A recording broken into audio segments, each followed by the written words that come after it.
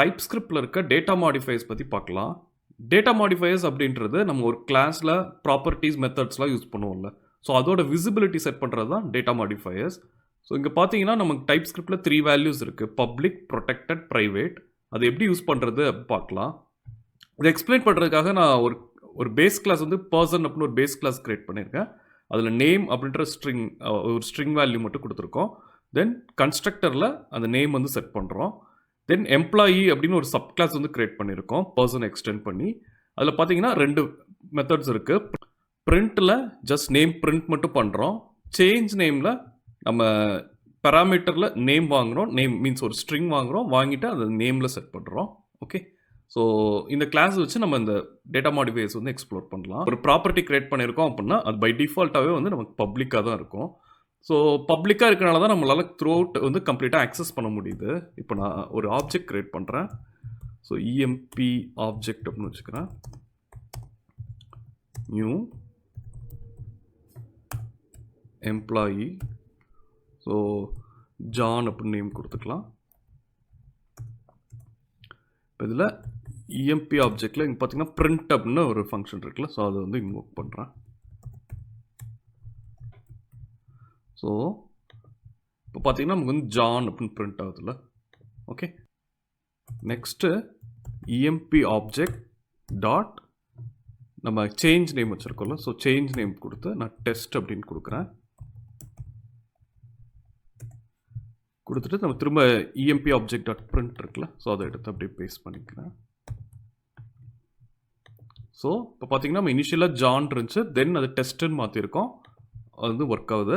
தென் இப்போ நான் டைரெக்டாக ஆக்சஸ் பண்ணுறேன். ஸோ இந்த ஆப்ஜெக்ட் எடுத்துகிட்டு டாட் நேம் அப்படின்னு கொடுக்குறேன். நேம்னு கொடுத்துட்டு ஸ்ட்ரிங் அப்படின்னு கொடுக்குறேன்.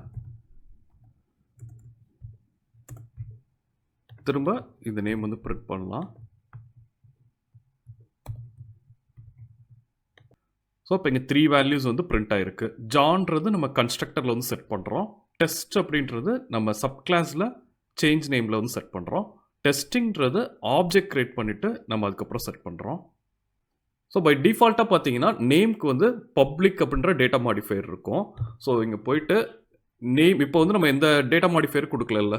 ஸோ இது வந்து நான் பப்ளிக் அப்படின்னு கொடுத்தாலும் நமக்கு எந்த டிஃபரன்ஸும் இருக்காது. ஏன்னா பை டிஃபால்ட் வேல்யூ வந்து பப்ளிக் தான். ஸோ நம்ம கொடுத்தாலும் கொடுக்கலனாலும் பப்ளிக் அப்படின்னு எடுத்துக்கோம். ஸோ பப்ளிக்காக இருக்கனால நம்மளால் அந்த ப்ராப்பர்ட்டியை வந்து அந்த கிளாஸ்க்குள்ளே ஆக்சஸ் பண்ண முடியுது.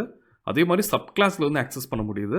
நம்ம திரும்ப ஆப்ஜெக்ட் கிரியேட் பண்ணிவிட்டு அதுக்கப்புறம் வந்து நம்ம வேல்யூ அசைன் பண்ணியிருக்கோம். ஸோ அப்பையும் வந்து நமக்கு வந்து ஒர்க் ஆகுது. ஸோ பப்ளிக் வந்து எப்பயுமே இப்படி தான் ஒர்க் ஆகும். ஸோ பப்ளிக் தான் டிஃபால்ட் வேல்யூ. இப்போ நான் போயிட்டு இதை வந்து ப்ரொடெக்டட் அப்படின்னு சேஞ்ச் பண்ணுறேன். ஸோ ப்ரொடெக்டட் அப்படின்னு சேஞ்ச் பண்ணிட்டோம் அப்படின்னா இப்போது ப்ரொடெக்டோட பிஹேவியர் எப்படி இருக்கும்னா நம்மளால் கிளாஸில் ஆக்சஸ் பண்ண முடியும், அதாவது செட் பண்ண முடியும். இப்போ திஸ் டாட் நேம் அப்படின்னு செட் பண்ணியிருக்கோம்ல. ஸோ அதில் வந்து செட் பண்ண முடியும். அதே மாதிரி சப் கிளாஸ் வந்து நம்ம கிரியேட் பண்ணுறோம்ல, எம்ப்ளாயி அப்படின்னு கிரியேட் பண்ணுறோம்ல, இங்கேயும் வந்து செட் பண்ண முடியும். ஸோ அதனால் நமக்கு இந்த பிரிண்ட்டும் ஒர்க் ஆகும். ஃபஸ்ட்டு நம்ம கொடுத்துருக்கிறது ஒர்க் ஆகும். சேஞ்ச் நேம் பண்ணுறப்போ சேஞ்ச் நேம் வந்து உள்ளே தானே நடக்குது. ஸோ சப் கிளாஸ்க்குள்ளே திஸ் டாட் நேமில் வந்து திரும்ப நம்ம அசைன் பண்ணுறோம். ஸோ அப்பையும் வந்து ஒர்க் ஆகும். ஃபைனலாக நம்ம வெளியே இருந்து ஆக்சஸ் பண்ணுறோம்ல, அதாவது ஒரு ஆப்ஜெக்ட் கிரியேட் பண்ணிட்டு ஆக்சஸ் பண்ணுறோம்ல, இது வந்து ஒர்க் ஆகாது. ஓகே, ஏன்னா வந்து நம்ம ப்ரொடெக்டட் அப்படின்னு கொடுக்குறப்போ கிளாஸ்லையும் அந்த கிளாஸ்லையும் சப் கிளாஸில் மட்டும்தான் அந்த ப்ராப்பர்ட்டி வந்து நம்ம அசைன் பண்ண முடியும். நம்ம ஆப்ஜெக்ட் கிரியேட் பண்ணி அசைன் பண்ண முடியாது. ஸோ ப்ரொடெக்டட் வந்து இந்த மாதிரி வந்து ஒர்க் ஆகும். நெக்ஸ்ட்டு பார்த்தீங்கன்னா ப்ரைவேட். ஸோ ப்ரைவேட் அப்படின்னு கொடுத்தோன்னா இப்போ பார்த்தீங்கன்னா எல்லா இடத்துலையுமே எரர் வர ஆரம்பிச்சில்ல, சப் கிளாஸ்லேயும் வந்து எரர் வர ஆரம்பிச்சிருச்சு. ஸோ ப்ரைவேட் வந்து எப்படி ஒர்க் ஆகும்னா அந்த கிளாஸில் மட்டும்தான் வந்து நம்மளால் அதுக்கு வந்து வேல்யூ வந்து அசைன் பண்ண முடியும். வேறு எங்கே இருந்தும் நம்ம சப் கிளாஸில் இருந்தும் ஆக்சஸ் பண்ண முடியாது. ஸோ அப்போ இந்த ஒரு ஃபஸ்ட்டு பிரிண்ட் ஸ்டேட்மெண்ட் மட்டும் தான் வேலிடு, மற்ற இது எதுவுமே வேலிட் கிடையாது. ஓகே, ஸோ ப்ரைவேட் வந்து அந்த பர்டிகுலர் கிளாஸில் நம்ம எங்கே வந்து இந்த ப்ராப்பர்ட்டி வந்து டிக்ளேர் பண்ணியிருக்கோமோ அங்கே மட்டும்தான் வந்து அசைன் பண்ண முடியும். ஸோ இது மாதிரி தான் வந்து பப்ளிக், ப்ரொடெக்டட், ப்ரைவேட் வந்து ஒர்க் ஆகும். பப்ளிக்ன்றது தான் டிஃபால்ட் வேல்யூ. ஸோ நமக்கு ரெக்குவயர்மெண்ட்க்கு ஏற்ற மாதிரி நம்ம கொடுக்குறத வந்து ப்ரொடெக்டடாக இல்லை ப்ரைவேட்டாக அப்படின்னு நம்ம டிசைட் பண்ணி அதுக்கேற்ற மாதிரி கொடுக்கலாம். நெக்ஸ்ட்டு readonly பற்றி பார்க்கலாம். readonly வந்து டேட்டா மாடிஃபயர்ஸ் கிடையாது, பட் இது வந்து ஒரு கீவேர்ட் தான். ஸோ நான் இங்கே readonly மார்க் பண்ணிக்கிறேன்.